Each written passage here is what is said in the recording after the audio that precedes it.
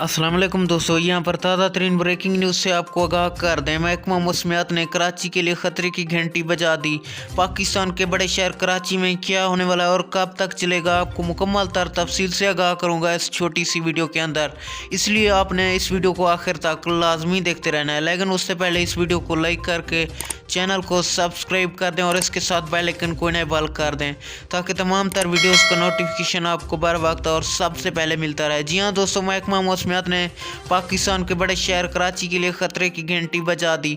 महकमा मौसमियात का कहना है कि कराची में अगले 2 दिन तक शदीद स्मॉग होगा। कराची मुकम्मल तौर पर स्मॉग की लपेट में रहेगा। महकमा मौसमियात ने इसी हवाले से बड़ी रिपोर्ट जारी कर दी। महकमा मौसमियात का कहना है कि जब तक पाकिस्तान में कोई खतरखा बारिश नहीं होगी तो ये स्मॉग पाकिस्तान में ख़त्म नहीं होगा।